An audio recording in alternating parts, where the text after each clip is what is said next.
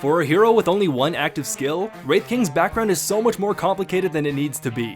While his gameplay is remarkably straightforward, the once and future king started life out as a skeleton, turned into a baller, and pressing ceremonial reasons transformed him into a glowing green monarch. Take a knee, peasants. It's time for the history of Wraith King.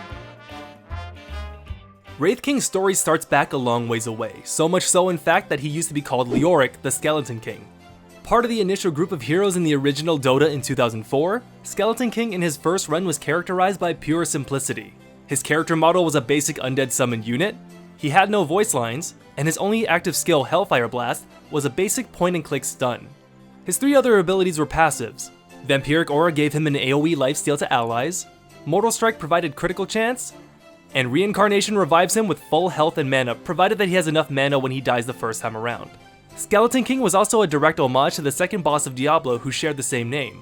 Vampiric Aura is a reference to the item that the King Leoric in Diablo drops, as they both provide lifesteal. The similarities would only expand as Skeleton King gained a nice little hat in patch 6.55 of Dota All-Stars to mirror his namesake. The King Leoric of Diablo will play a role in the development of Wraith King later, but let's move on for now. Given what you know of Skeleton King so far, it would stand to reason that there is no possible way to screw up while playing him, right? Well, let's just say for some reason that you went through 12 rounds of fist tag and your severely concussed head decided that you wanted to play a ranked match of Dota. Luckily for you, a player by the name of Crimson Queso took it upon himself to write a guide for Skeleton King, and it unknowingly blew everyone's ass right off! Caps Lock Leoric is a guide for, and I quote, Leoric, who is the manliest hero in Dota that does not have testicles. This 2,000 word guide, written like a trailer for a one-man action movie, goes in detail over the rationale of item builds, skill order, and even a teamfight scenario. Although this entire guide is presented as a joke, it did offer some fairly solid advice on how to play Skeleton King, with tips such as, if you are a true man, your first item should be 2 gauntlets. Fuck those Michael Jackson wannabes with only 1 gauntlet. Is my team all melee because collectively we have a learning disability? Get a Vlads. I followed your guide and I didn't win. Blame your team. The over-the-top presentation and unexpected thoroughness of this guide made it a huge hit in the Dota community. Years after it was released, you can still find it being referenced wherever you could find a discussion for Dota. This guide had influenced the community so much that Wraith King actually quotes some of the lines. I'll help my weak and puny allies where I can. Now your king is balling out of control. On October 20th, 2011, Skeleton King finally made his debut in Dota 2. Now named Astarion, Skeleton King is the victim of a backfired longevity spell, turning into a goofy tyrant whose sole purpose is to add more bones to his kingdom. By this time, the only thing that changed about his abilities were Hellfire Blast gaining a slow and damage over time, while Reincarnation slowed movement speed and attack speed of enemies upon cast. That is, until patch 6.78. Mortal Strike gained an active component that siphoned 20% of an enemy's max health, while granting the same amount to Skeleton King temporarily. During this time, the passive component would be disabled, but if he got it on someone, then they're already dead. This literally doubled the amount of active skills of the hero, effectively making it so that you need 200% of the brain power to perform all of the mechanical functions associated with him.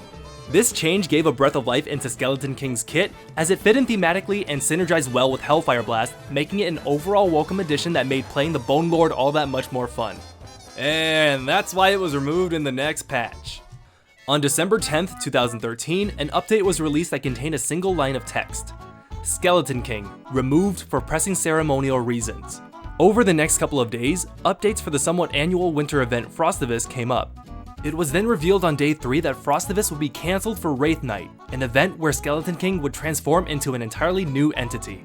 According to the post, Skeleton King's bones had started to crumble after too many resurrections, and chose to seek out a new form that could last well into eternity. Wraith Night was a tower defense-esque game where heroes would protect the king as the ceremony happened behind them. For every monster that was slain, their souls would act as tribute for Astarion's metamorphosis into his wraithly form. By the end of this event, Astarion came back as the newly titled Wraith King. Which, you know, we kind of have to talk about. I mean, osteo means bone. So maybe we could rename him like, Spiritus? Or Croissant Man. Although there was no official statement given as to why Valve decided to change our boy from bones to goo, it is speculated that this was done to avoid potential legal issues with Blizzard.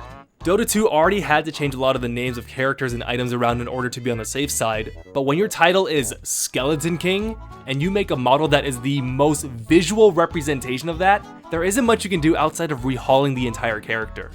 Leoric the Skeleton King became a playable character in Heroes of the Storm in 2015, so whether it was to evade copyright infringement or just to simply reduce confusion, the catalyst forced Valve to make a necessary change. Since the conversion, Wraith King has gained an Aghanim Scepter upgrade in patch 6.84, which turns his allies into Wraiths temporarily upon death. Although this upgrade does have a niche role in picking off enemies with revenge kills, the real value was in being able to safely carry a Divine Rapier back to the base without single-handedly costing your team the game. In the 7.0 update, Wraith King received talents along with everyone else in the game.